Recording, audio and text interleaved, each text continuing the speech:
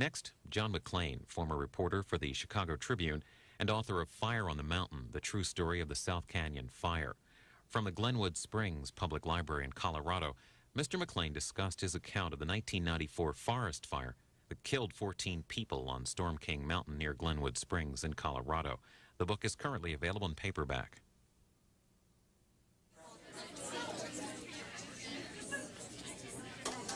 Good evening.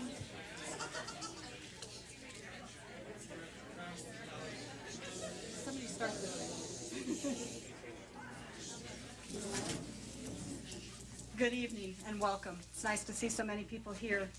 I'm Pat Conway, and I manage the Glenwood Springs Library. Our program tonight is entitled Storm King, The Fire and Its Legacy. It's presented by John Maclean, who is the author of Fire on the Mountain, the true story of the South Canyon fire. Mr. Maclean's background is in journalism. He spent 30 years as a writer, editor, and Washington correspondent for the Chicago Tribune before leaving that job to take on the project of writing his book. The resulting work is an account of the 1994 fire on our own Storm King Mountain, which took the lives of 14 firefighters.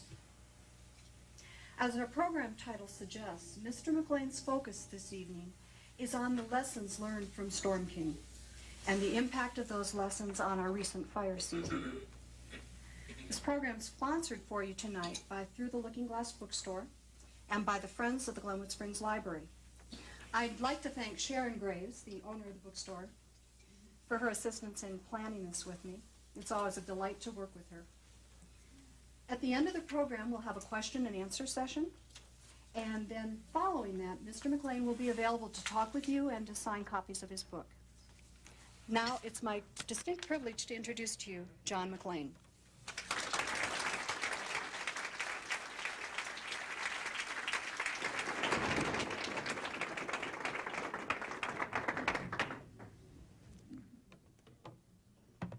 Thank you very much. Does the mic work? Mic doesn't work.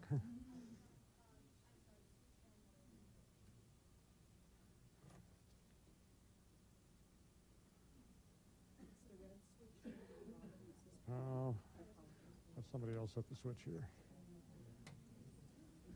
The mic works. 1, 2, 3. Can you hear? Is that loud enough? Good. This is Old Home Week, obviously. This is the home of the fire. There are people here tonight. I'm sure many of you who were there when it happened. I know that there are people here tonight whose photographs are part of my slideshow, who I will mention briefly from time to time, who contributed in ways to the aftermath of the fire. Directly after the fire, about 6 years ago this time, this community put together a Storm King 14 committee, which was dedicated to doing something to memorialize the 14 people who died on Storm King. And at one point, the father of one of the Prineville hotshots who was killed, Levi Brinkley, the father, Ken Brinkley, said to the chairman of that committee, Sonny LaSalle, who used to be supervisor of the White River Forest here, as he was walking out of the room, he turned around and he said, "Sonny, don't let him be forgotten." That became the motto of the Storm King 14 committee.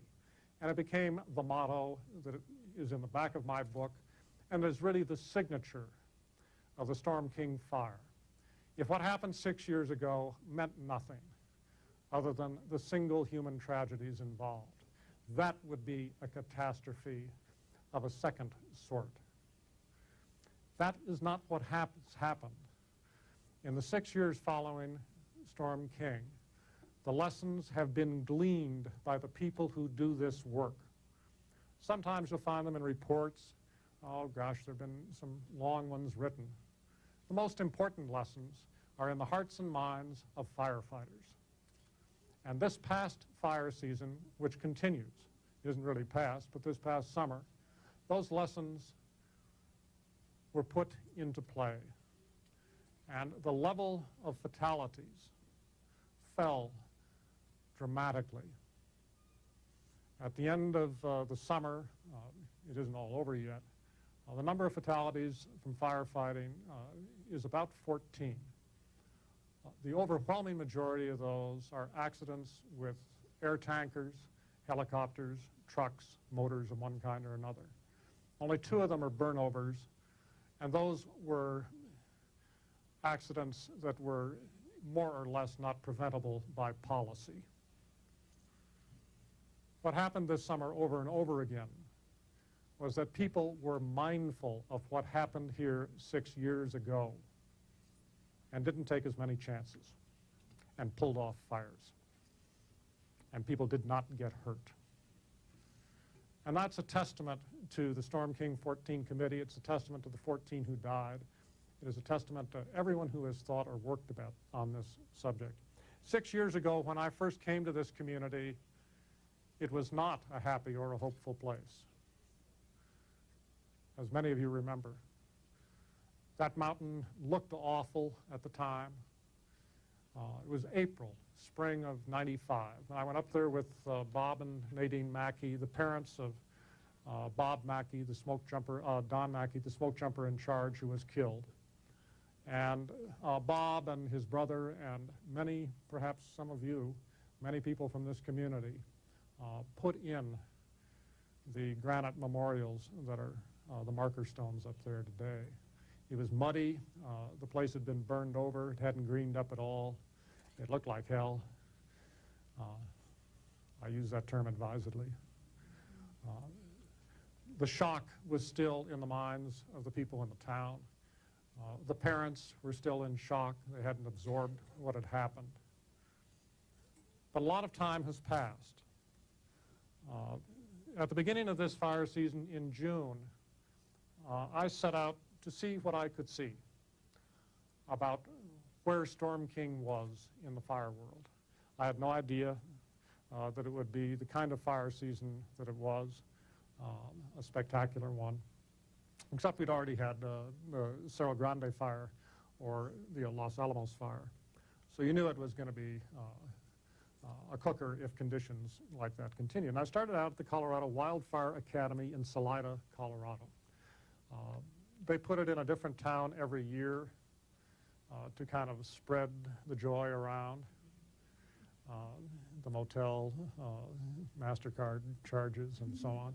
It's a good idea, nice town. About 1,000 people attended. Storm King is taught at the rookie level in Wildfire Academy as a fundamental lesson for anyone, for the people who are coming into the S13190 class, which is basic firefighting. You learn about the fire triangle, all the simple stuff. You also learn about Storm King. And what you learn is not in any of these fancy studies.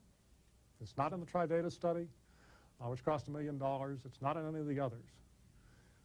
What you learn is what the firefighters have learned, that if you feel uncomfortable, if you don't know where your escape routes are, if you don't know where your safety zones are, if you're confused about that, speak up.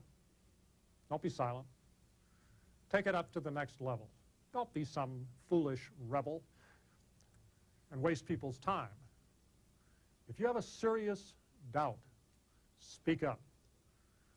And supervisors will respond. So they told us. Well, all right. We went out for a field exercise, and I decided to find out if the supervisors really did respond, and tested them. And they do. They have a way now of responding to this. They don't give in to every little whine. That's not what it's about.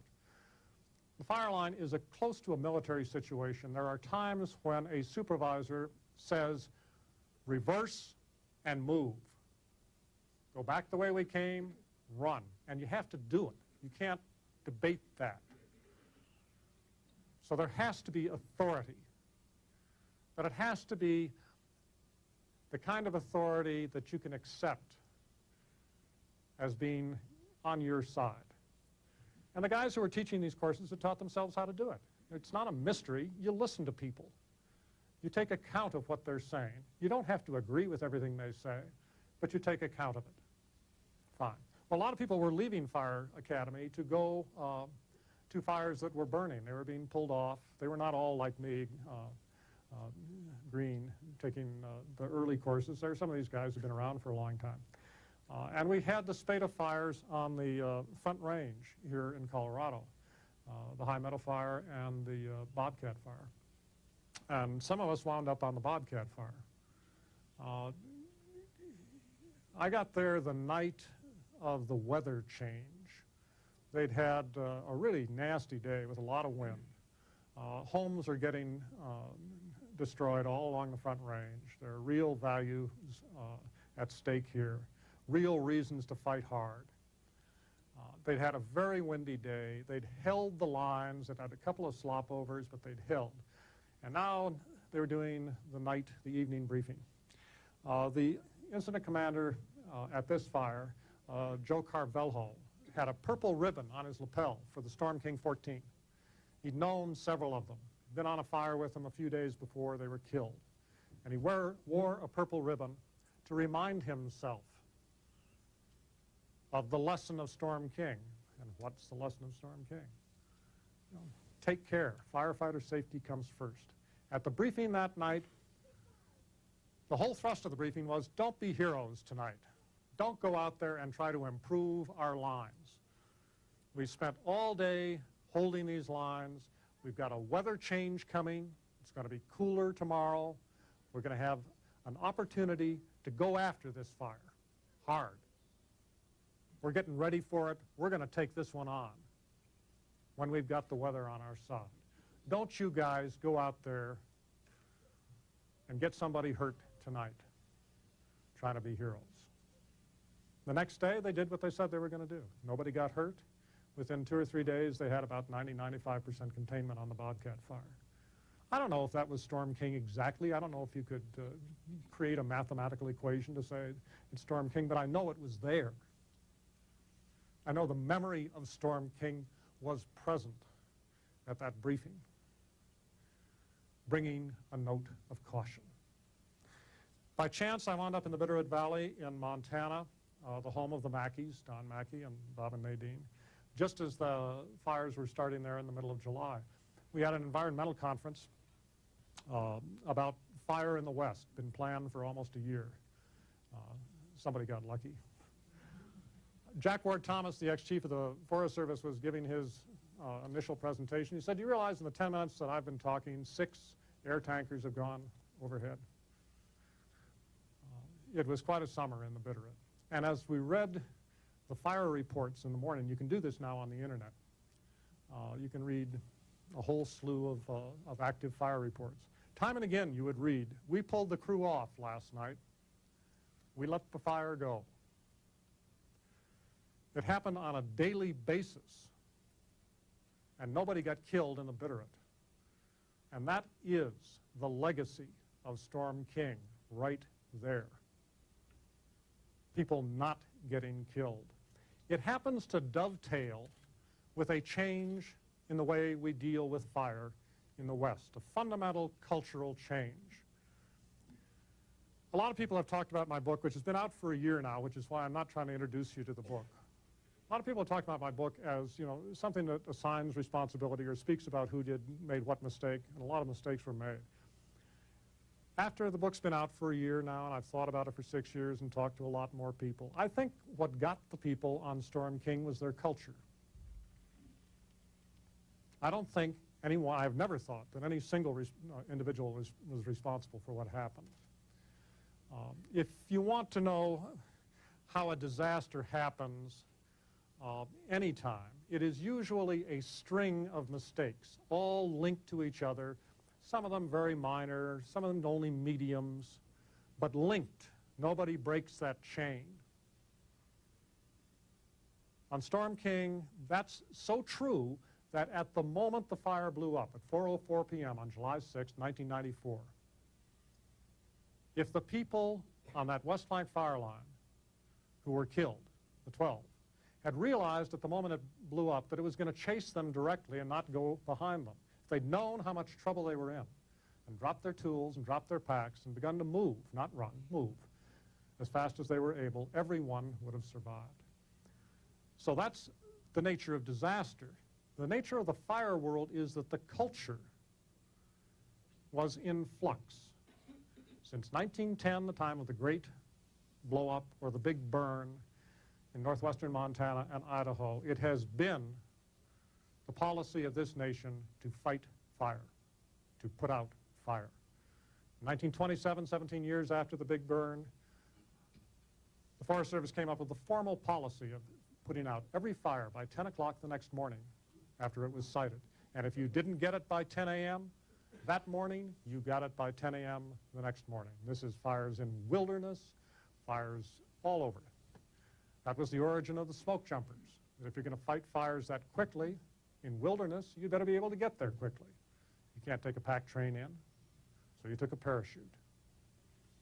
That policy began to crumble in the 70s and 80s. There has always been a debate in this country about what's called let burn. In 1910, there was a debate about let's have more fire. It's a natural process. The fire of 1910 killed 100 people and burned 3 million acres and ended that debate. But now in the 70s and 80s, you get the debate coming back. And you have circumstances in parks and in wilderness where you allow fires to burn. This is what got the superintendent of Yellowstone Park in so much trouble in 1988. He let the fire go, which is what the policy said he should do, Barbie. And now if you go back and look at Yellowstone, there's some blackened trees, but it's greened up. What happened in Yellowstone was not the result of 100 years of fire suppression, because Yellowstone is a high, wet bowl, and they only have fires about every 200 years, and they're spectacular. That was a natural fire. But when it got to the edge of Yellowstone Park, it stopped being a natural occurrence. You know, sometimes the difference between a natural occurrence and a tragedy depends on where you put the people. That's what happened on Storm King. Sometimes the difference between a natural fire that we welcome as God's way of cleansing the wilderness and a human catastrophe is where you put the boundary of a national park or a town. And when the Yellowstone Park fire started getting out into the national forest, different set of rules. So that was a muddy situation. In 1994, things were muddy. There had been rifts, mainly of field officers, of senior grade with experience in the fire service. Every part of government had taken hits. But within the Forest Service, they were adding a few people in Washington to deal with environmental programs that were being forced on them by Congress. They had to get rid of people. Who did they get rid of? They were under affirmative action pressure and so on. They got rid of the people who were 45 to 55, gave them a deal they couldn't refuse, told them to retire. You didn't have as many good people around, or experienced people. You had good people, but you didn't have as many experienced people around. You didn't have as much money. You didn't have as many fire engines. You didn't have the equipment you needed. The interagency system was just coming on, just getting created. So there are all kinds of holes in the system, in the culture, and I think that that's what got them. I think that they were holding on to the old idea of fight the fire no matter what, but they didn't have the tools for it. Like that, more than any individual fault, is what got them.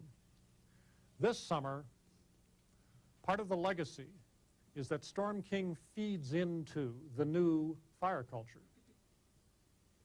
The new fire culture is you don't risk firefighters as much. Well, if you're not fighting as many fires, that makes it easier. If you are seriously going to treat 40 million acres of land, which they're going to do, by the way, or get close to it, they've got the money after this summer, then you're going to have fires that aren't as severe. It's a lot easier to keep people alive on a prescribed fire than it is on a runaway fire. Two things work against this. There are more of us. We're building more homes in the back country. Some of them are built very foolishly, right in the trees, with the wrong kind of roof, with the propane tank next to the house, and so on and so on. If you're here, you know this. I don't have to explain that one to you. And there's some kind of climactic change that's making things drier. So this is not a wholly joyful picture. I don't mean to be a Pollyanna about it. Let me talk a little bit about the book, and then I want to show slides that tell the story of the fire. Most people ask me why I wrote a book about fire. I was a Washington correspondent for most of my career. I covered foreign policy. Obviously, the answer is that my father wrote a book about a fire that was very similar to the one on Storm King. This is the Man Gulch Fire of 1949. My dad spent the last 14 years of his life working on his book. He never got it to a point where he was satisfied enough with it to take it to a publisher. He died in 1990 at the age of 87, and it was left to myself and to my sister to decide whether even to publish it. I hadn't read it for 10 years, and when I had read it before, it had not been a seamless web. Since a year has passed, and this is a knowledgeable audience, my father's book takes an entirely different approach to a similar event. He approaches it from the point of view of himself, of his own journey back to recover himself. That's what holds that book together. The problem he had with it is he couldn't get the story to pop for him. It's a fairly brief story. Man Gulch happened quickly, within a few hours. At the time the smoke jumpers landed on the ground, 13 of them were dead. It's over. You know, is it a book? The way it turned into a book was by having him insert himself so that he could see a life he might have lived because he had been a firefighter. He could have chosen that life. A death he might have died because he was an old man facing death. And that's where it gets its very considerable power. My book is, I'm not in it. That was very deliberate. It's journalistic. I think sometimes when it's appropriate, it's poetic, but it is for the most part clear, straightforward. I wanted kids like the kids who are right here in front of me to understand what happened from my book.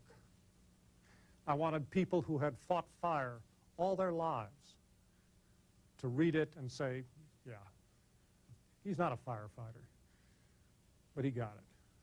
He made it stand up. I wanted anyone to be able to walk where those 14 people walked, to run when they ran, to feel what they felt, to die with them, so that they would not forget. So these are different books with a different purpose. After my father's book came out, I went out to see the people who were still alive. Bob Sally, the last living survivor of Man Gulch, and some others. And I found out what happens with a fire like this. It does not stop burning within a year or so when people take off their mourning bands. It burns for generations. It affects people 25 years later, 50 years later.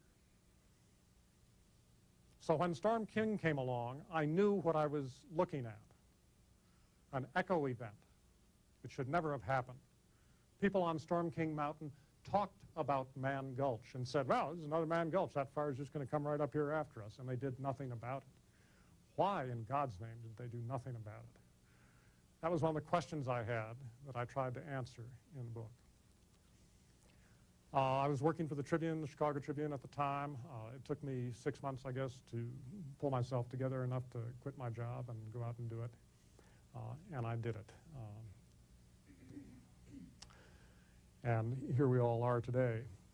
One of the things that tugged at me during those 6 months was Don Mackey. And he became the first of 4 mysteries that I tried to solve without ever saying that they were mysteries in the book. Why did Don Mackey go back? When you go up on that mountain the way these young people did from the Challenge School in Aurora near Denver today, I met them up there on the hill and talked to 3 of them, Alec, Brett, and Max, fine young people. When you go up there and you look at that place where Mackey turned around and see what he was facing,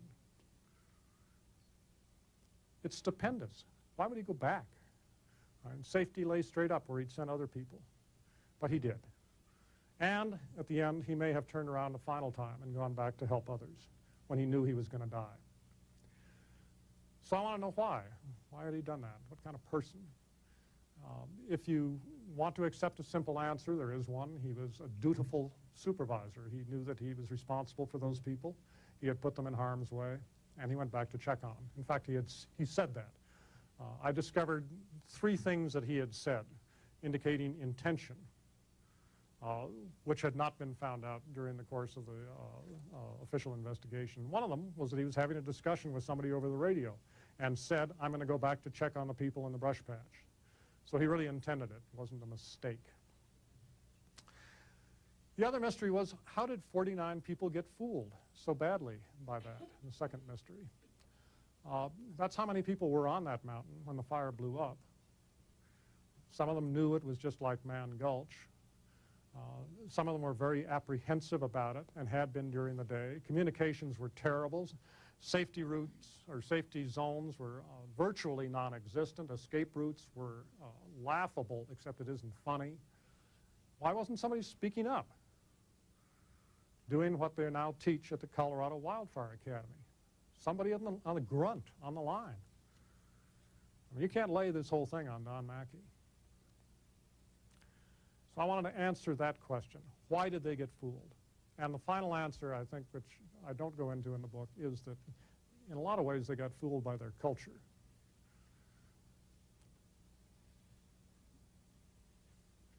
The other mystery was, one of the other mysteries was the 2 helitechs, Rich Tyler and Rob Browning. When I was up on the hill today, I went over to the helitech site from a different angle. I came in from the west instead of taking the trail in from the east. And I'm still shaking my head over this one. I don't know what Rich Tyler was thinking of, except I think that he had to have been thinking that he was going to get picked up by the helicopter. They got killed way out in the middle of nothing. So that's one of the reasons that it took so long to find their bodies, 44 hours. But it's only one of the reasons. If you've read the book, you know that it's only one of the reasons why, that there was some really colossal screw-ups on that. And speaking of screw-ups, why did it take 3 days to fight the fire, effectively? That was one of the big ones. They gloss over this, or they mention things about it in the official report, but they don't really go into it. So I had to make a decision whether I was really going to go into it in the book and bore everybody for a few pages and lay it out how that happened. And I decided if I wasn't going to do that, I shouldn't write the book. The reader's got to be grown up enough to get through a few pages of analysis. It isn't all just a misadventure story. Well and good. So those are the 4 mysteries that kept me going as a writer and kept me moving forward, trying to get answers as I worked on the book. I think we're just about ready to do the slides. We got you. I'm going to have to kind of semi-yell. Those of you who are natives of this place will instantly recognize Man Gulch. In some ways, it is the same as Storm King. As you can see, there's a valley here.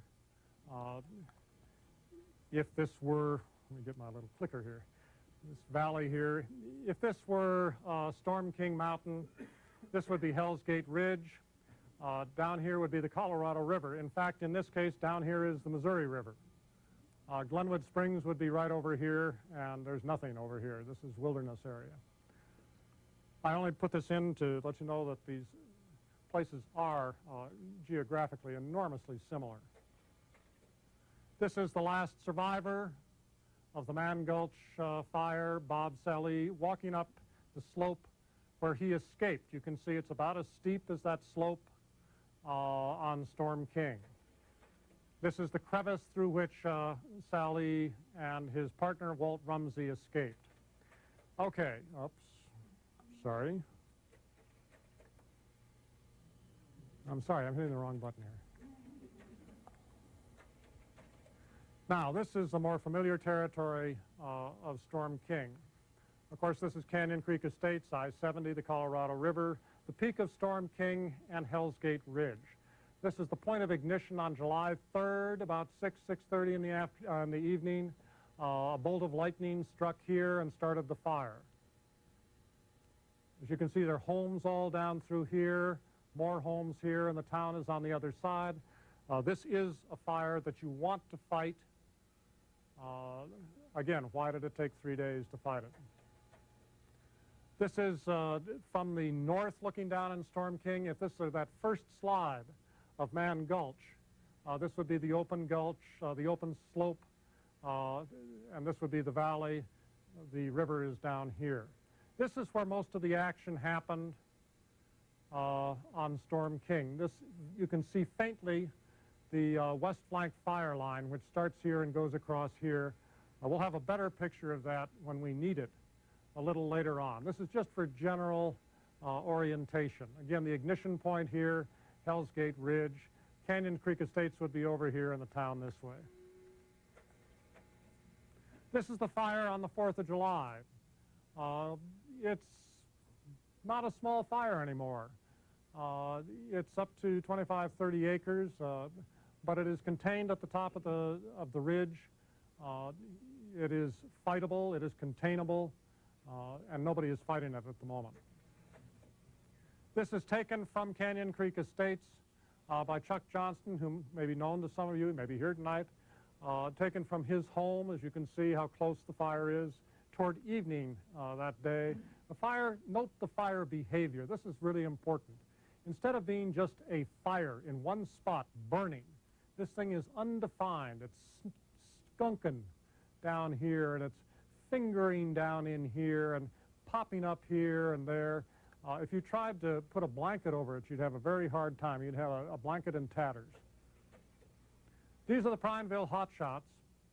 We're now up to the day of the blow-up, July 6th. At this point, still very little has been done actually to fight the fire. This is the middle of the day, about afternoon. The Prineville hotshots are the first out-of-state ground crew to arrive to fight the fire. There are 20 of them, and they're unloading their bus. These photographs were taken by David Fry, who is here tonight for the Glenwood Post. And they show these kids to be what they were. They were a wonderful crew. They were known for having a good time and working very hard. These crews go out, it's like co-ed summer camp. They live together as a family. Everybody tries real hard to get along. And for the most part, they succeed. Now, look again at the fire at this point. This is the middle of the day on July 6th. There's fire up here, here, here. There's fire down here, here, here, here. You can call that 125 acres, or you can call it a fire that's spread over a square mile. There's an awful lot of fire there. At this point, these people were not particularly concerned about this. Some of them thought it was a small fire, a 25-acre nothing that they'd have out by the end of the day. One of the supervisors, Brian Scholes, a foreman, was apprehensive about it. Tom Shepard, who was the superintendent, didn't think an awful lot of it either, but he was also not particularly overwhelmed with anxiety at this point. Here they are going to the mountain. That would be the Steve Little from the Helitack crew. Within 2 hours of the time they got, the last of the crew got to the mountain, the fire blew up. This is the beginning of the blow-up. You can see this from the canyon. It's an oblique photograph. There's the blow-up. It went from being that skunking, meandering, smoky, pain in the neck, nothing, to this in a matter of a couple of minutes. That's what a blow-up is. People keep asking me, what's the definition of a blow-up? Well, it's not a scientific term. It's a term of art. What it means is that a fire, within moments, goes from a ground fire in litter and leaf and pine needles and branches to consuming everything that can burn, from the bottoms of the trees to the tops of the trees. It creates its own wind Everyone I have talked to who has been near one or in one has described the sound in exactly the same way. It is either a jet airplane on takeoff or a freight train coming right at you. Take your pick. This is a crew of smoke jumpers who arrived by bus because it was too windy to send them, observing the blow-up. Their bus was on I-70 within sight of Storm King, and they were wondering where the fire was because there was no smoke. At that point, probably the west wind had hit the fire and blown the smoke down, but hadn't yet caused the blow-up. By the time that bus got off I-70 at Canyon Creek Estates and parked, this is what they saw. The weather warning that that wind front was on the way never made it to the hill. It was put out by telephone by Chris Cuoco, National Weather Service forecaster, at 12:30 in the afternoon.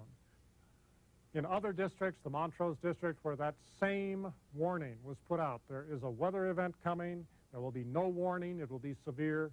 People got off their fires. They did their best to fireproof them, and no one was injured. Here, it never got on the airwaves to Storm King. And I don't know anybody who doesn't believe that if they had got that warning, they would have heeded it and gotten off, pulled back off the fire in time. This is the blow-up as seen from Hell's Gate Ridge. Two smoke jumpers made it up the west flank line onto that ridge ahead of the group of 13 that was racing the blow-up. In this photograph taken by one of them, you can see the head of the blow-up right here. This is the west flank line. It is visible here, and then in here it goes behind the Gamble Oak. Also visible in this photograph are 2 and perhaps 3 human figures right here. So you don't strain your eyesight. We enlarged these. And it's kind of an interesting little story. This photograph is on the front of the official South Canyon fire investigation. But due to considerations of family feeling, these human figures were taken out. Now, I knew about that, and I spent a couple of weeks finding out why it was done, and I could have crucified those people for doing that. This is a federal report. There were other photographs available. They were tampering with basic evidence, and I left it out of the book. The reason I did was I agreed with them. I thought they were clumsy in handling this, that they should have used another photograph, but basically they did it for the right reasons. You don't want families getting hit with that in 1994. So we thought we knew what these photographs, what the people were doing. Just to continue this, and I put an explanation of it in the book. I didn't put the photograph in, but here's what it looks like. It's Don Mackey, and he's got a black hard hat, and here's what he's taking his hat off after a hot run. That's one possible explanation. And I sent this out in galleys. The book is in galleys, about to go to the printer. And the photographer for the Forest Service called me up and he said, "John, I don't think that's what that picture shows." I said, "Well, we better find out." So he went back and he got the negative, and the negative had been handed to so many people that it was ruined for any investigative purpose. And all the prints had the people taken out, except one. The first one, the first pull they ever made, was the color was off a little bit. And so the technician put that one print aside. So now we know what's going on the fire line. There they are. They both have on blue hard hats, which means that they can only be Prineville hotshots. Neither one of those blue hard hats belongs to Don Mackey. He wore a black one. At approximately the time this photograph was taken, Don Mackey's brother-in-law saw him next to last on the fire line? Well, that's a blue hard hat. But there's something on that first person's back which might be a pack, except it's yellow, and no one on that fire line wore a yellow pack. So we enlarged it again. Now you can see the blue hard hats. You can see a shadowy shape of something on the chest of the rear figure, and you can see this large yellow something. That's not a natural color. It's not vegetation. The best guess is that this is Don Mackey, and he's hidden behind the person right in front. It's impossible to nail the thing down. This is what you wind up with a lot of times investigating things. You spend endless hours digging into something. You wind up with you don't quite have an answer. But we did learn a lot. We learned that these are Pineville people. We learned that there probably is a third person there. It's probably Don Mackey. There was an argument that the original photograph showed that Don Mackey had been injured, that that's why he was at the end of the line, and that other people may have been taking care of him instead of he taking care of other people. And that theory is impossible, has no support, from that photograph. This is the next photograph that was taken by one of those smoke jumpers, and you cannot make out any people. But what you can make out is that the head of the blow-up now has moved rapidly in this direction. And where there were little fires down in here before, there is now a real crescent of flame. Take note of the color of the sky, the actual flames, because that's about to change very rapidly. Number one smoke jumper takes the first two pictures, hands the camera to number two smoke jumper, who immediately takes picture number 3. Here's number one smoke jumper. And all of a sudden, the flame has become a general gas ball, an iridescent flame. Sonny Archuleta. His partner is about to stuff the camera down her shirt and take off, and he doesn't even know that she's taken off because he's looking at the fire. And his thought is, these people down here are in terrible trouble. I'm not in such good shape myself. Finally, he realizes that he's about to get killed. He turns around to say something to his buddy who has already gone, and he barely makes it out. Now, that's a pretty decent explanation of what happened to 49 people. You never think it can happen to you. You're always more concerned about somebody else. Gosh, they're in trouble. This is the West Flank fire line where everything happened. There were 13 people on this. 12 of them didn't make it out. When the fire blew up, it blew up right about down in the bottom here. So there were people here who saw the smoke come up like this. There was another group of about 8 on the far side of what we call Lunch Spot Ridge, this unburned portion here. They saw the smoke coming too. Until that moment, those people had been watching the fire up here, which was more interesting. Suddenly, everyone realized at the same time that they were in terrible trouble, that they had a fire on the mountain and it was below them, which is the worst thing that could happen. So suddenly there's a lot of radio traffic. We've got to get out of here. Don Mackey came up onto Lunch Spot Ridge and directed these 8 people to safety up here. They deployed fire shelters right in here.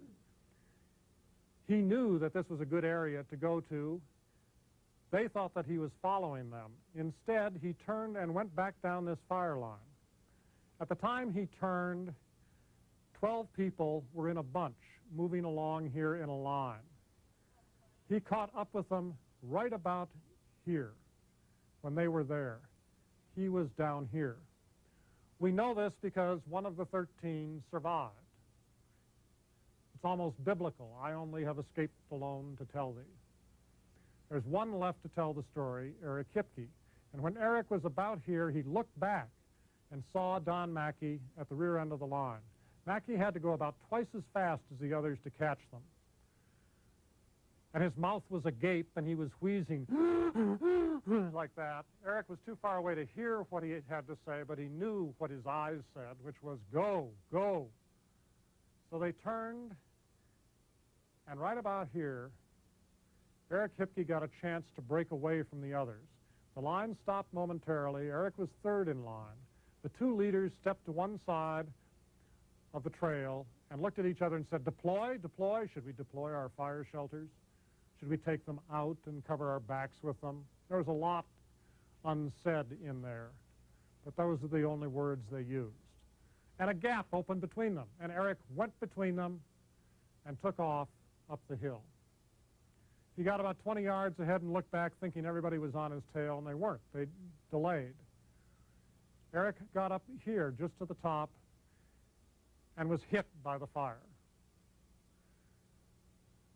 He could feel it burning his right side and his back, and he threw himself forward in a last desperate lunge.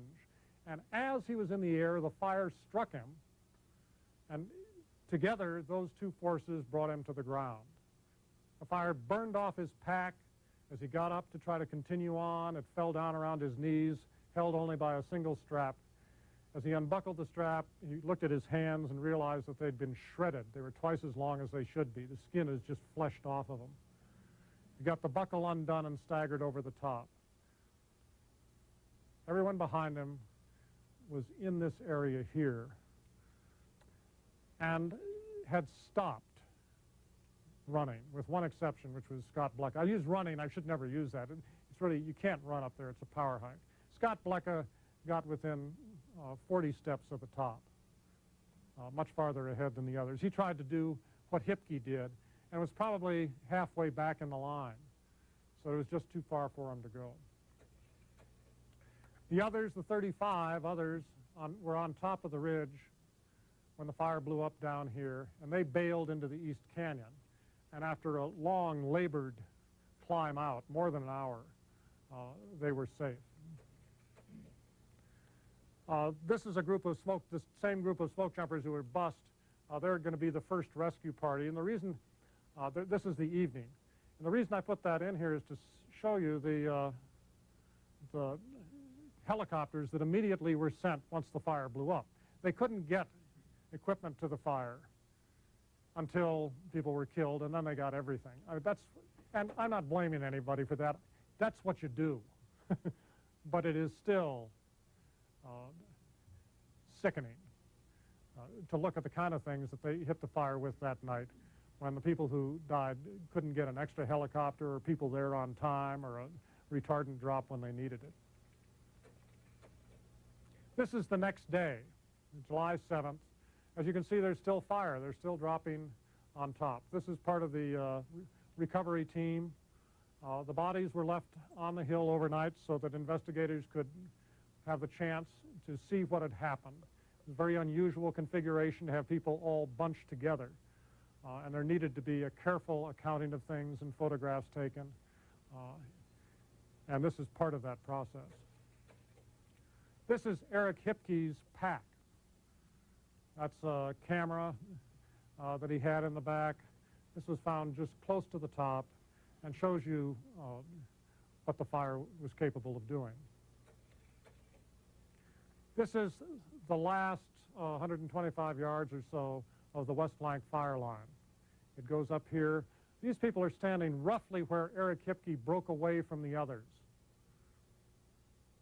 These are part of the investigation team. This is July 7th. The fire line runs right up here, and that's the area where people were killed. These are yellow fire shirts that were placed where the bodies were to mark their locations. As you can see, they're still gathering up materials and things that were found on the fire line. This is kind of a Vietnam scene. They're removing bags of equipment and body bags from the hill.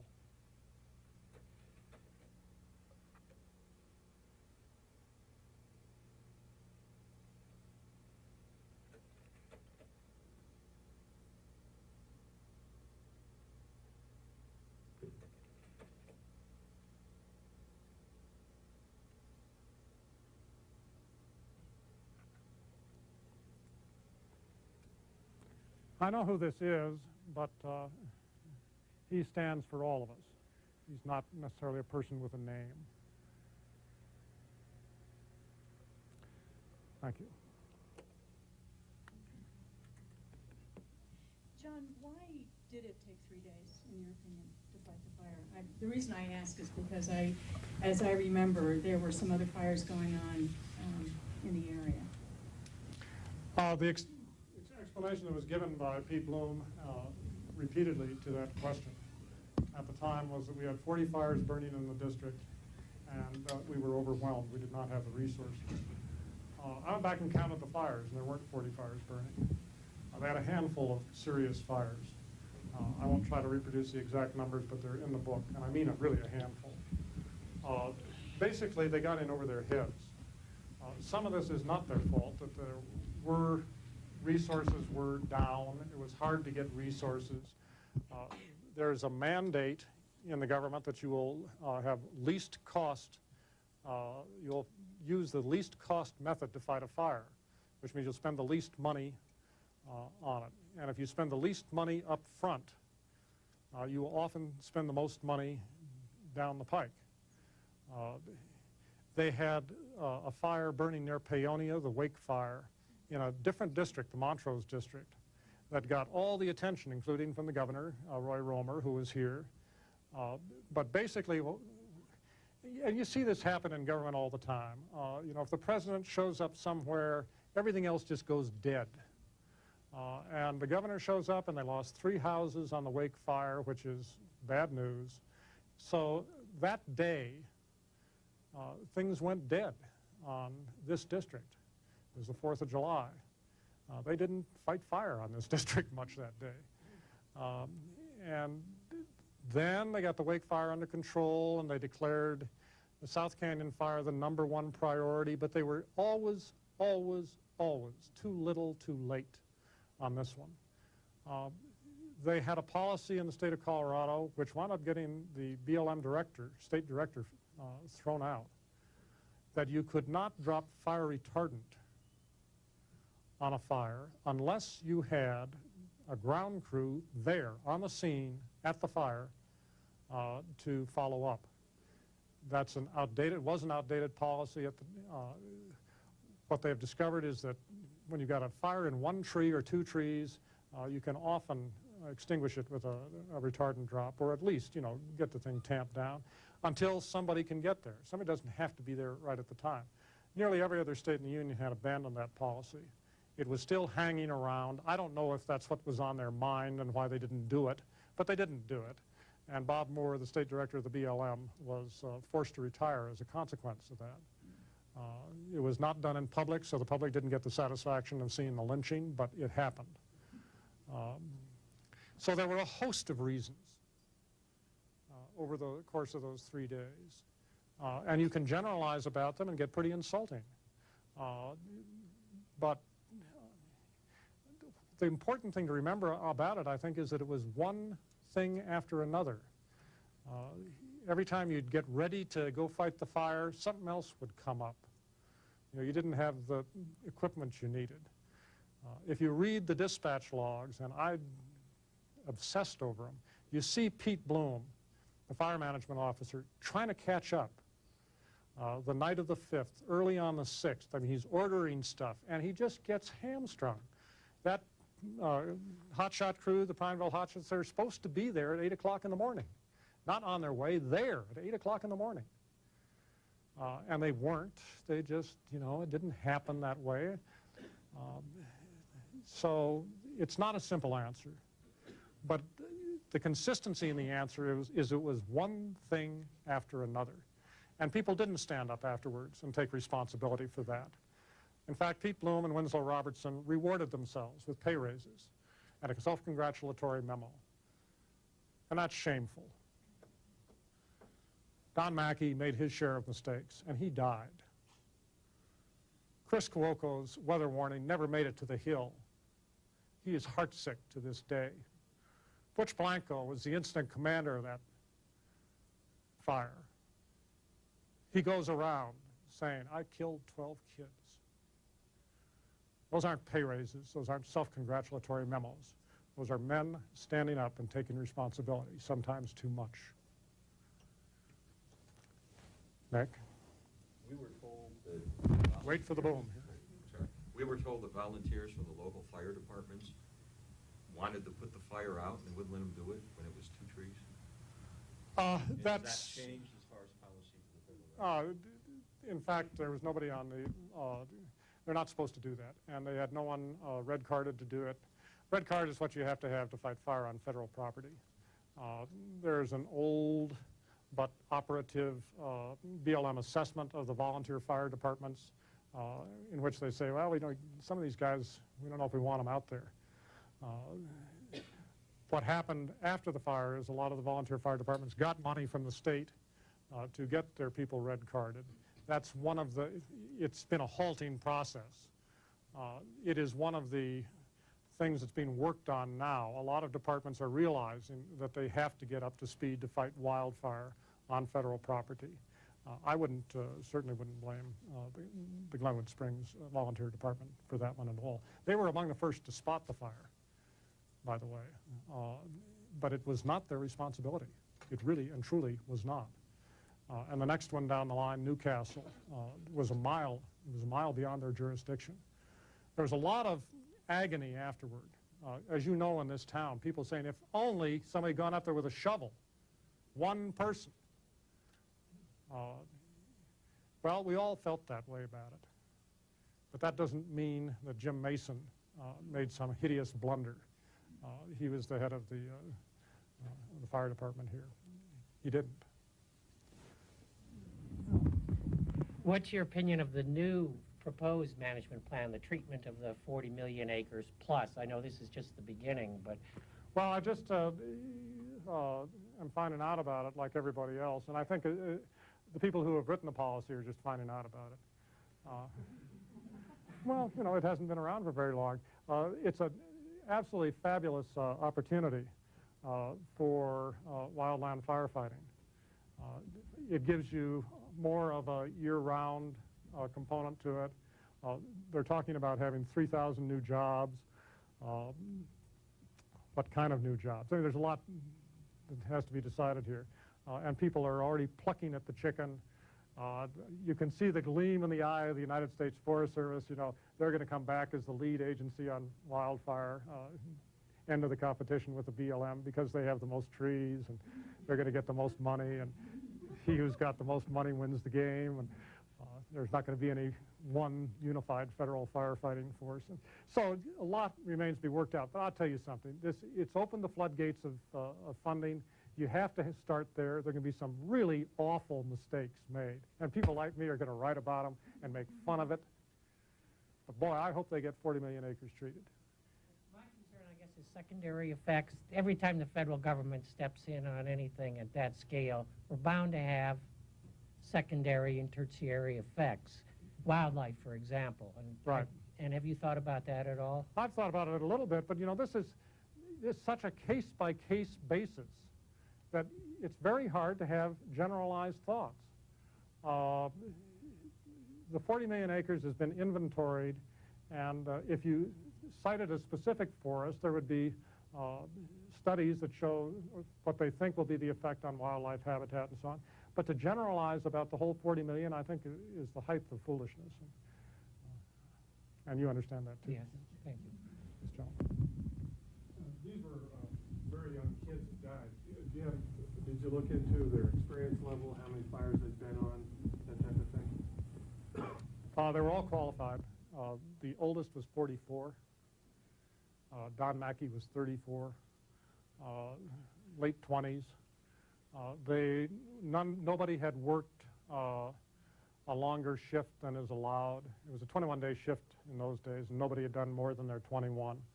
If you saw the photographs of them, they don't look like they were exhausted. On the 4th of July, they'd been down in southern Oregon on a mop-up. They'd been released. They'd had a day or two off. So they were bushy-tailed and ready to go, and just exactly what you want from a fire crew in terms of experience and enthusiasm and so on. There was no problem there at all. Sir, wait for the boom now.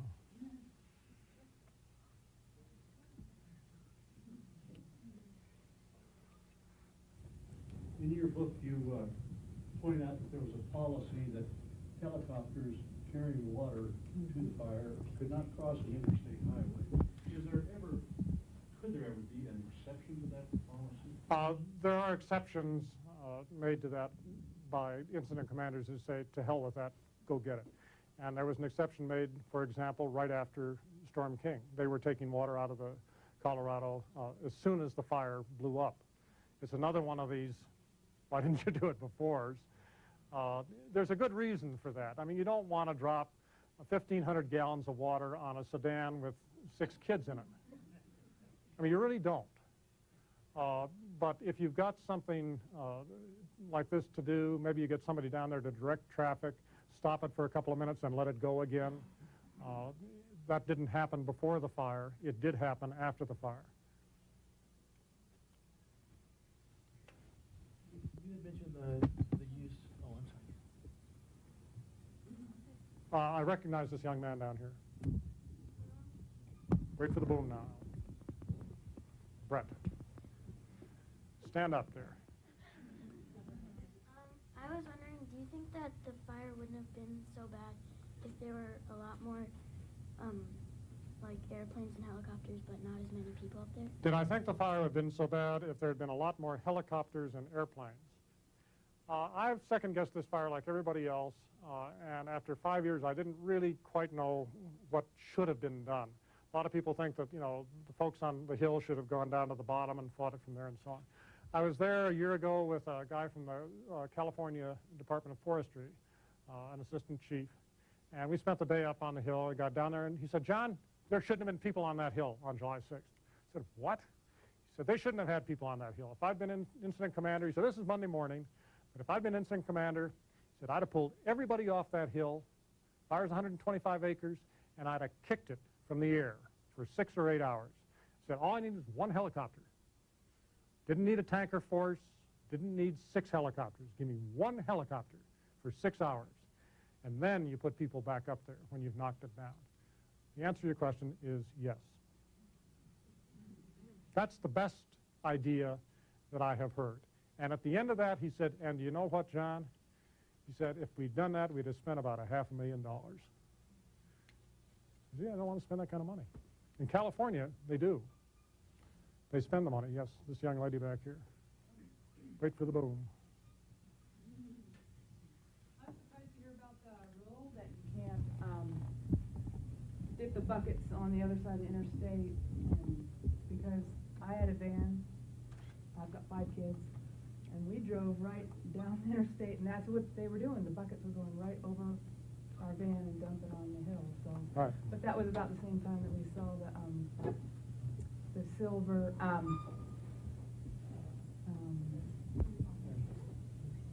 blankets. The fire shelters. Yeah. Did you see? Were you able to see the fire shelters yourself? Yes. Yeah. That was there were 8 fire shelters at on the top of Lunch Spot. Are those the ones you're talking about? Yeah. It was on the other side. Yes. There was, right. I think, I can't remember, 2 or 3 on the 2. Well, extreme situations demand extreme measures. And flying a big bucket over a family car is an extreme measure. There was actually a farm pond not far away, but it was 10 minutes instead of 2. This gentleman.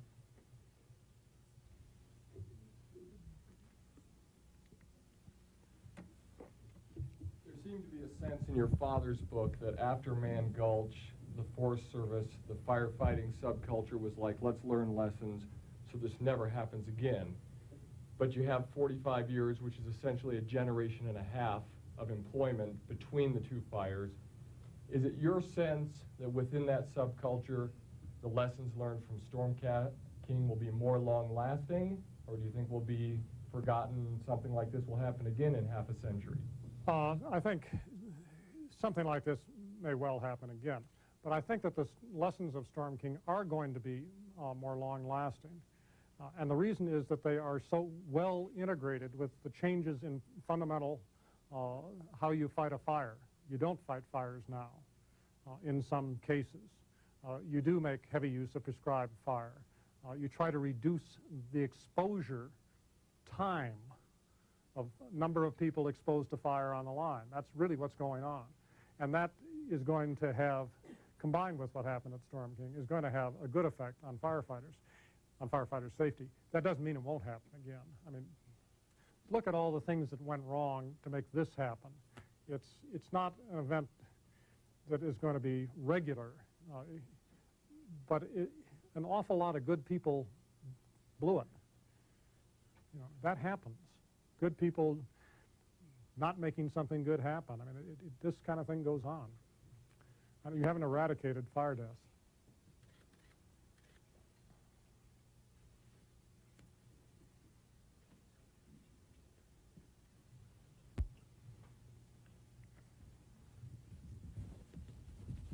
I'm wondering how the fire was put out. It looks like the very next day it was gone. They were removing the bodies. I'm wondering how the fire was put out. No, the fire wasn't 100% contained until the 11th or 12th. It was almost 6 days, and it essentially put itself out. There was an awful lot of activity, firefighting activity. They had bulldozers in there, and they splattered the mountains pink with a retardant. But the wind stopped. The fire stopped. As a lot of you know, it was right on the edge of town, and if that wind kept on for a couple more days, it would have been in town. And no homes were lost. The safety measures that were taken by residents themselves and by engines and so on, that all worked. I think the closest it got to any one house was about 300 yards. I may be wrong about that. I can tell you why they should stop traffic. I was headed west when a helicopter, this was the day after the blow-up, and I was driving about 50 miles an hour, and the helicopter went down, dipped, and you could see the water coming out. And it hit me, and for about 5 seconds, I thought it was going to break the windshield. Yeah, you're lucky it couldn't didn't. see, Yeah. and it was dangerous. Yeah, those buckets leak. When they pull them out, they're always dripping lots of gallons of water. So, yeah. Yeah. Good anecdote.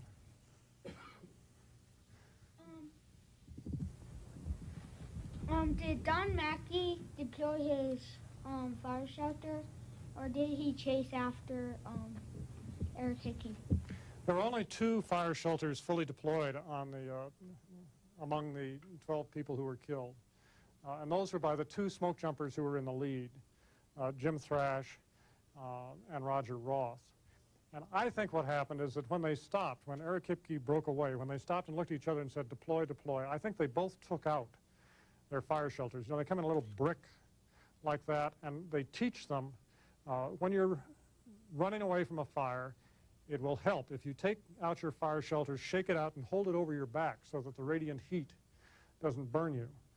So I think when they got to the area where everyone stopped, that Thrash and Roth already had their shelters out, and they were able to shake them out and get under them very quickly. There were several other fire shelters that were partially deployed. They're like accordions. People had taken them out of the packet, but they hadn't fully deployed them. And I think that explains it. Don Mackey's, I think, had his fire shelter with him, or it was close to his body. He never got it out. To answer your question, there was, yes, young lady. Do you believe that the let it burn policy affected this fire? No, I don't. I think that there were so many policies in place to put this fire out that the let burn policy, there is no let burn policy. Let it burn doesn't occur anywhere in the Forest Service or the BLM policies. That's a media euphemism for prescribed burning. But there are times when you do allow fires in wilderness, for example, to burn, or fires in parks. This fire is real close to town. There's a specific policy that was so close to human habitation, to buildings, that it had to be put out. It's called a mandatory fire exclusion zone. And there's a circle around Glenwood Springs that's part of that. This fire was right on the border. Additionally, there was a year-specific policy that all fires within this district were to be put out very quickly before they became big fires, because there was such a bad drought that year. And they didn't want little fires becoming big problems. Most years, they do let a lot of these little fires go for a while. one-tree ridgetop fires are pretty common in this part of the country. And it takes a lot of effort to walk up to them. And I've had people tell me this, because I used to go around asking everybody around here about this. I said, yeah, John, a lot of times we'll go out to those things, and we'll get down there at the bottom, and we'll look up, and we'll see it. And the young guy on the engine says, come on, let's go get her. And the older guy on the engine says, well, let's just sit here and have a cup of coffee and wait a little while. And it'll disappear. That year, 1994, was a bad drought year, and they had made a decision early in June that they were not going to let this happen, that they were going to go after each and every one, and they didn't do it. So it was actually the opposite. It was a failure to follow through on existing policies to put the fire out. Did the firefighters, because most fires are put out by cooler weather and not the firefighters mostly, did the firefighters, that were fighting this fire, did they really affect how the fire was put out? Most fires are herded. Wildland firefighters are herded rather than stomped out. It's not like a structural fire where you're going with hoses and you put it out until it's dead out. You can do that with a small fire.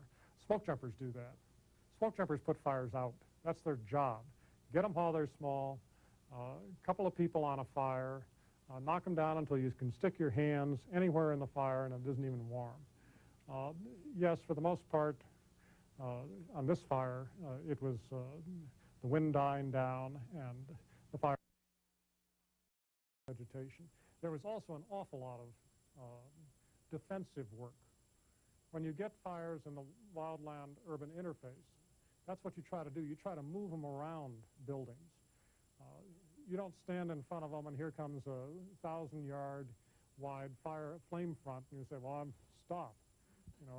That doesn't work. What you do is you say, well, there's a house right over here, so if we get a little fire line here, maybe we can kind of nudge this thing so it'll whoosh past and leave the house and spare the house. There's a lot of that. That's the art of wildland firefighting. Not putting yourself in this me versus it situation. Again.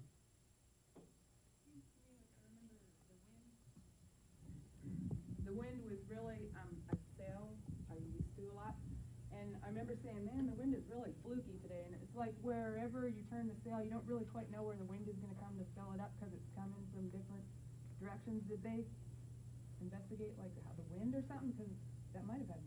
Well, one of the big differences between Man Gulch and Storm King Mountain is that at the time of Man Gulch in 1949, nobody knew what had happened.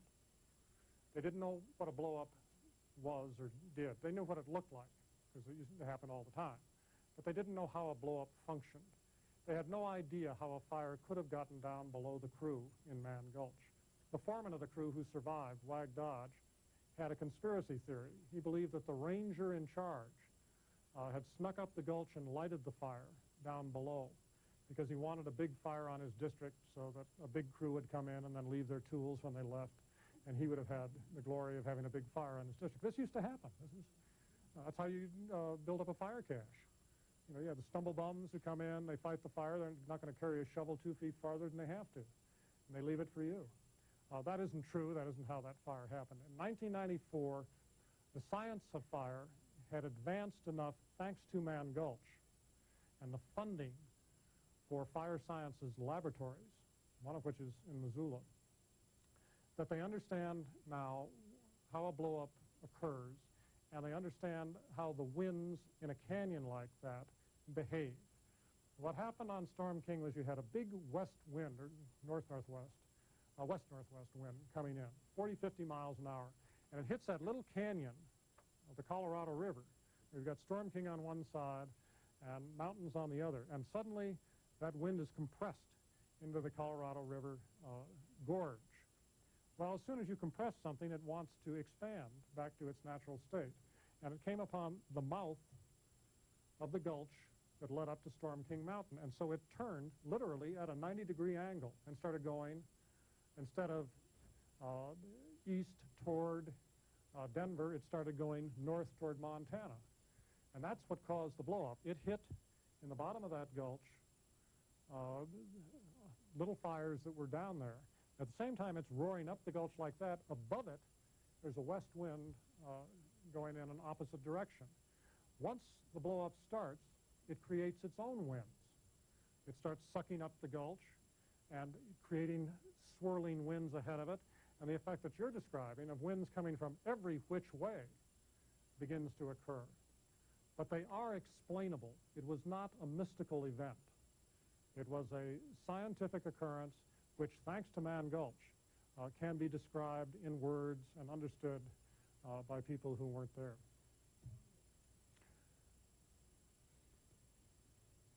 Your book talks about one of the problems that led to problems was turf battles between jurisdictions before and after the fire. Has that improved? You mean, have the battles gotten better? Yes, it has. There were some things going on in '94 that were formative years of interagency cooperation. The turf battles continue. There's a big battle between the BLM and the Forest Service about who's going to be dominant in wildland firefighting. And now all of a sudden there's twice as much money in wildland firefighting. As I said, the Forest Service thinks that they're going to get most of that. There's going to be a battle about that. Sure as the sun's going to come up tomorrow. But also, I think, they're going to get some of these 40 million acres treated. It hasn't gone away. There's been a lot of work on it. A lot of the studies that I talked about that came out of Storm King talked about interagency cooperation, ways to increase it and achieve it. It is not perfection, but it is better than it was in 1994. And you've got a big battle coming up. Denise?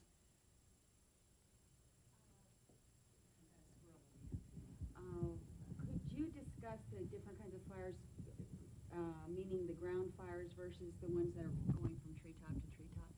Now, there are all kinds of fires, and fire isn't any one thing.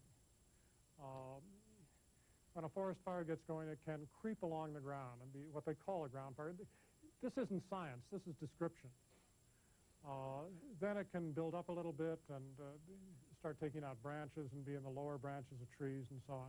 And then you can get what is called a crown fire. A crown fire gets into the crowns of trees, and the foliage, the canopy is close enough so that the fire can go from one to another. The characteristic of a crown fire that it's so dangerous is that it can move so fast. It can move much faster than a ground fire. A ground fire is limited by, taking one step at a time. A crown fire, you've got all this nice air in there along with the pine needles and the branches.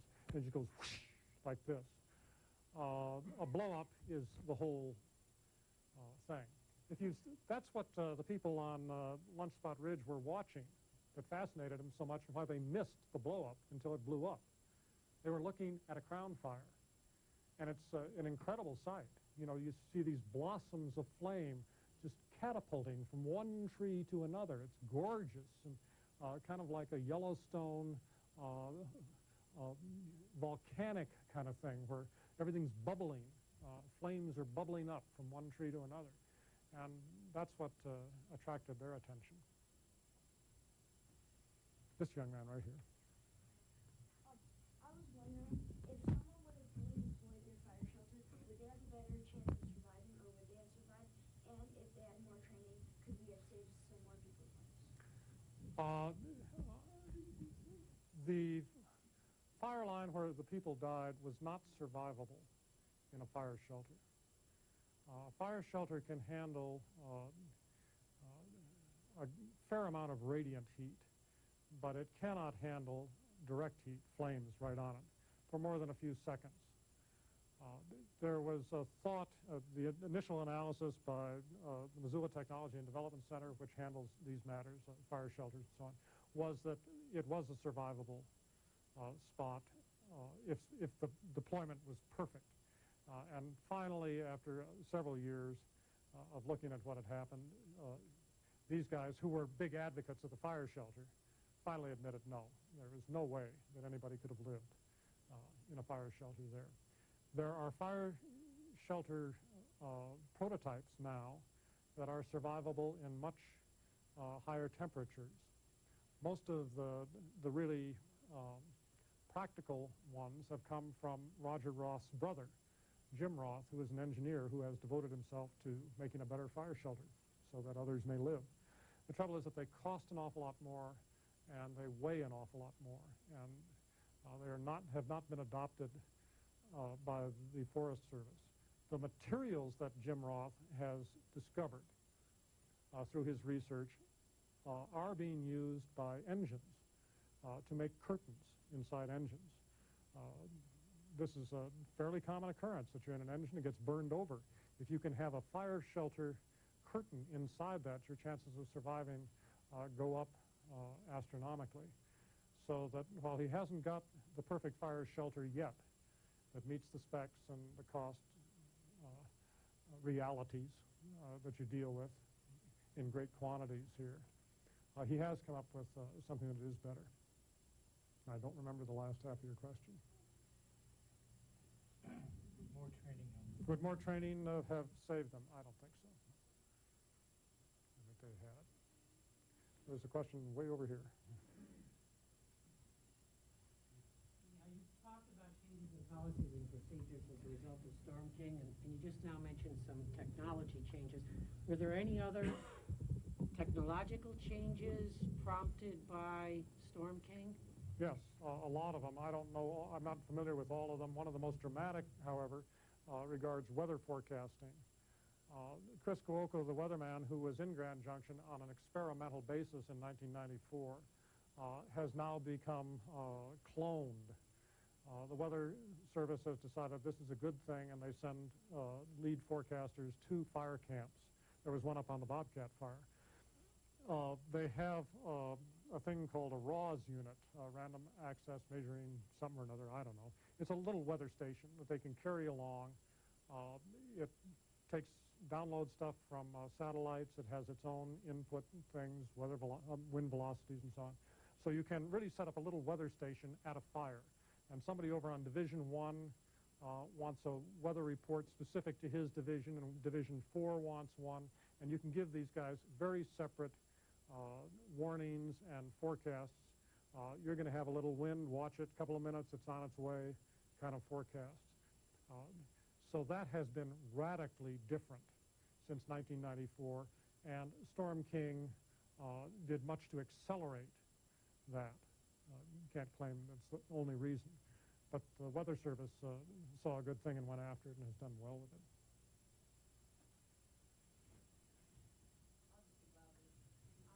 I understand in the Man Gulch fire that's in Montana that the people who survived used some technique of burning and going to a good black burn. I'm wondering if that was saved any lives, perhaps kept the death toll a little bit lower in this fire. In Man Gulch, the foreman, Wag Dodge, led his crew down the gulch when he realized that the fire was bad, and was surprised to see the fire suddenly appear before him. He turned his crew around, which is difficult to do, and they started back up the way they had come. They got out of timber onto a grassy slope, and suddenly you're in light, flashy fuels, and the fire is going to move a lot faster. Dodge took out matches and lighted his own fire in the path of the main fire. This became the famous escape fire. And when you hear terms like 1 foot in the black is taken from Wag Dodge's fire. There was black before that, but that became the big trigger. Dodge could not convince anyone else to join him in the ashes of his fire. They all thought he had gone nuts, the other survivors said afterward.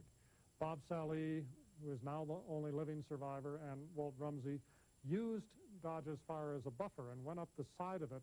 Main fire's coming this way, here's Dodge's fire burning up, and they just follow the side of Dodge's fire and go over the ridge in that cleft in the rocks that you saw in the slide. There wasn't time to do anything like that on Storm King. They just didn't have the kind of fuels that are appropriate to lighting a separate fire, which are light, flashy, ground fuels, dry grass, something that's going to go like that. And they didn't have time to do it anyway. Every firefighter learns the lesson, keep 1 foot in the black. That means you build your fire line against previously burned areas that are black. And when trouble strikes, that becomes your safety zone. You just step into the black, as Dodge did, into a previously burned area. That did not work on Storm King because this fire fingered down, so the black was here and then it wasn't here, here and then it wasn't here, and it wasn't good black.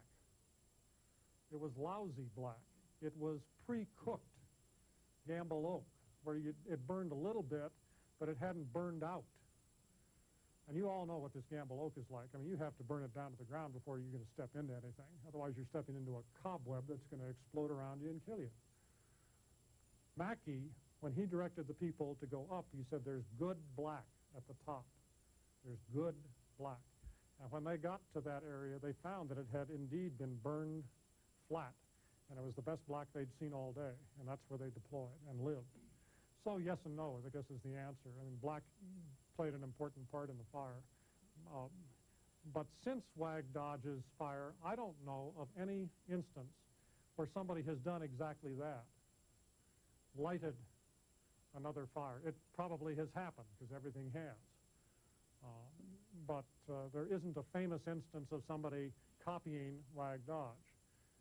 Every firefighter learns 1 foot in the black. That was the last question.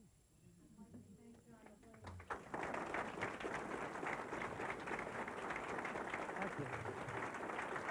Thank you.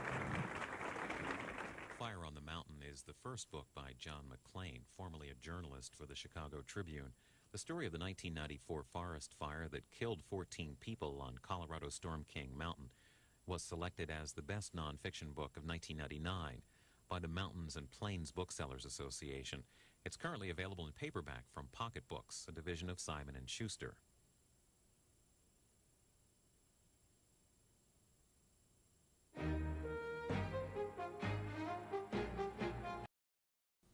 Next, John Maclean, former reporter for the Chicago Tribune and author of Fire on the Mountain, the true story of the South Canyon fire.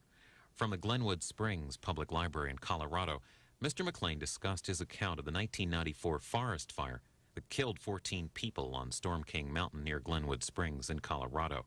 The book is currently available in paperback.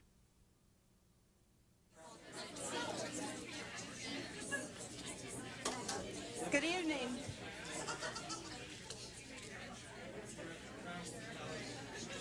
Somebody start with Good evening and welcome. It's nice to see so many people here. I'm Pat Conway, and I manage the Glenwood Springs Library. Our program tonight is entitled Storm King, The Fire and Its Legacy. It's presented by John Maclean, who is the author of Fire on the Mountain, the true story of the South Canyon fire.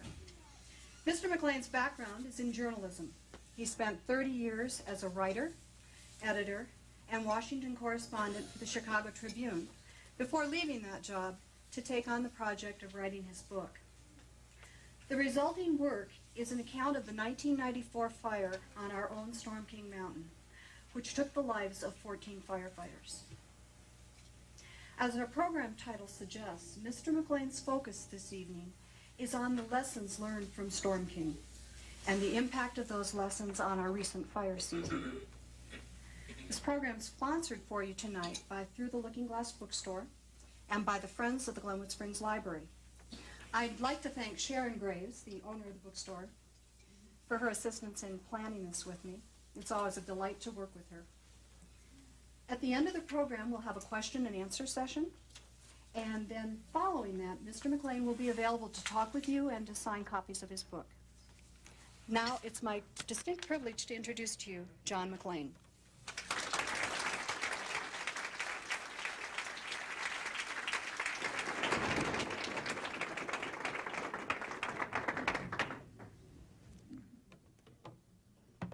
Thank you very much.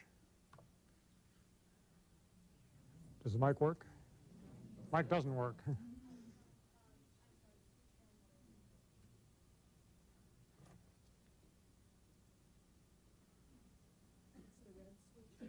Only 2 of them are burnovers, and those were accidents that were more or less not preventable by policy.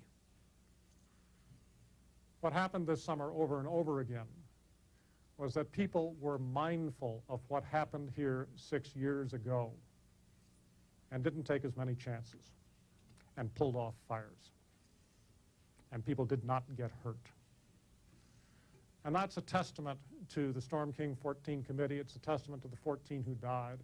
It is a testament to everyone who has thought or worked about on this subject. 6 years ago, when I first came to this community, it was not a happy or a hopeful place, as many of you remember. That mountain looked awful at the time. It was April, spring of '95. And I went up there with Bob and Nadine Mackey, the parents of Bob Mackey, the smoke jumper, Don Mackey, the smoke jumper in charge who was killed.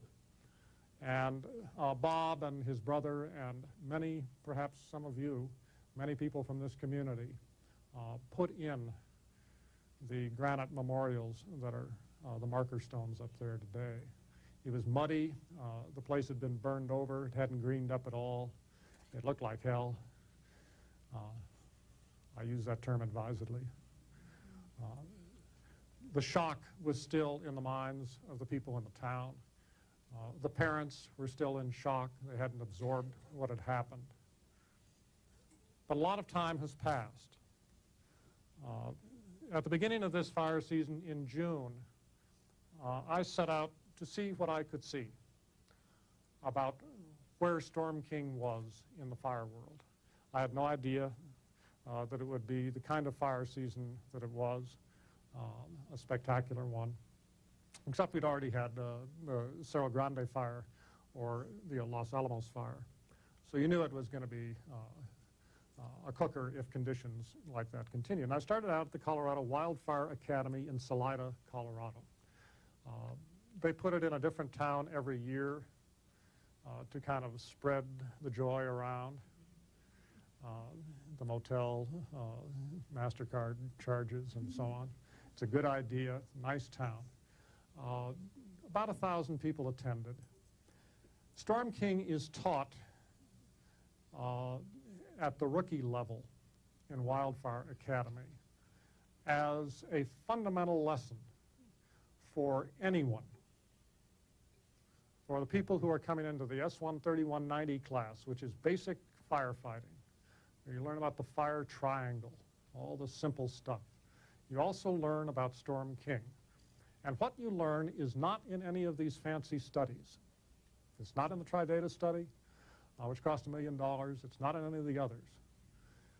What you learn is what the firefighters have learned, that if you feel uncomfortable, if you don't know where your escape routes are, if you don't know where your safety zones are, if you're confused about that, speak up. Don't be silent.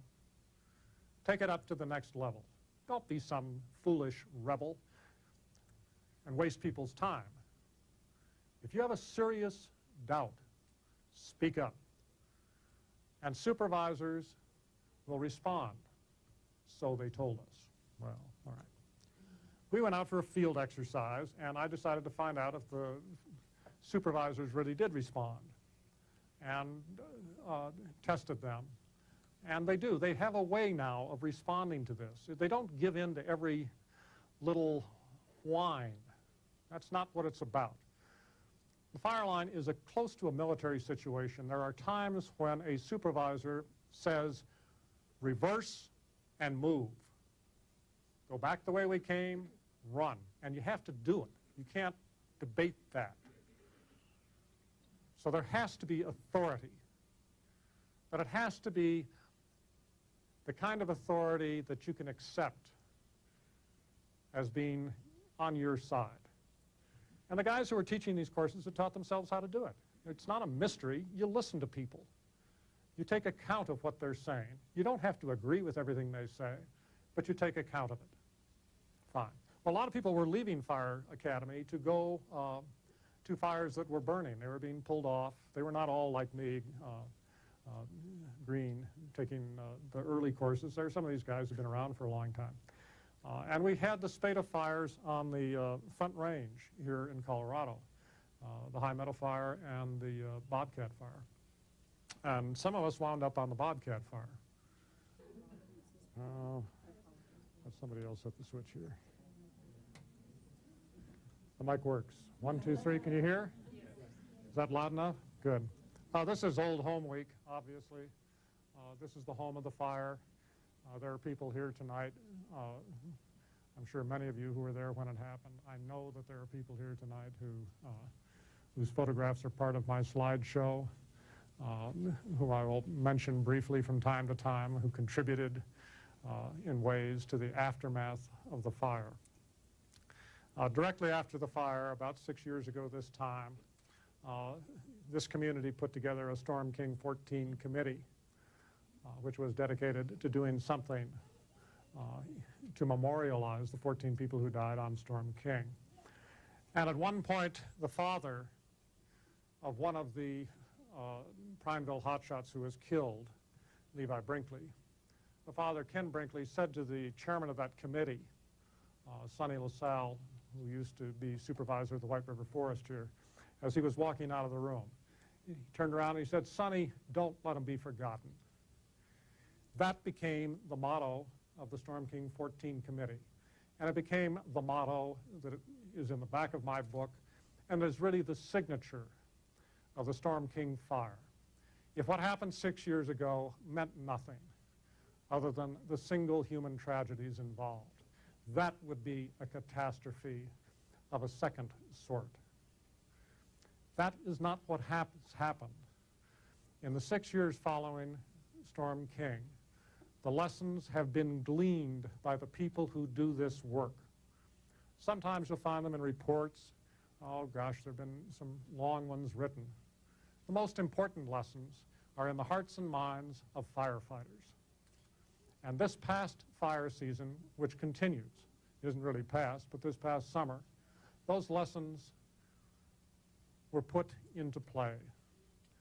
And the level of fatalities fell dramatically. At the end of the summer, it isn't all over yet, the number of fatalities from firefighting is about 14. The overwhelming majority of those are accidents with air tankers, helicopters, trucks, motors of one kind or another. I got there the night of the weather change. They'd had a really nasty day with a lot of wind. Homes are getting destroyed all along the Front Range. There are real values at stake here, real reasons to fight hard. They'd had a very windy day. They'd held the lines. They'd had a couple of slopovers, but they'd held. And now they were doing the evening briefing. The incident commander at this fire, Joe Carvelho, had a purple ribbon on his lapel for the Storm King 14. He'd known several of them. He'd been on a fire with them a few days before they were killed. And he wore a purple ribbon to remind himself of the lesson of Storm King. And what's the lesson of Storm King? You know, take care. Firefighter safety comes first. At the briefing that night, the whole thrust of the briefing was, don't be heroes tonight. Don't go out there and try to improve our lines. We spent all day holding these lines. We've got a weather change coming. It's going to be cooler tomorrow. We're going to have an opportunity to go after this fire hard. We're getting ready for it. We're going to take this one on when we've got the weather on our side. Don't you guys go out there and get somebody hurt tonight trying to be heroes. The next day, they did what they said they were going to do. Nobody got hurt. Within 2 or 3 days, they had about 90–95% containment on the Bobcat fire. I don't know if that was Storm King exactly. I don't know if you could create a mathematical equation to say it's Storm King, but I know it was there. I know the memory of Storm King was present at that briefing, bringing a note of caution. By chance, I wound up in the Bitterroot Valley in Montana, the home of the Mackeys, Don Mackey and Bob and Nadine, just as the fires were starting there in the middle of July. We had an environmental conference about fire in the West, been planned for almost a year. Somebody got lucky. Jack Ward Thomas, the ex-chief of the Forest Service, was giving his initial presentation. He said, "Do you realize in the 10 minutes that I've been talking, 6 air tankers have gone overhead?" It was quite a summer in the Bitterroot. And as we read the fire reports in the morning, you can do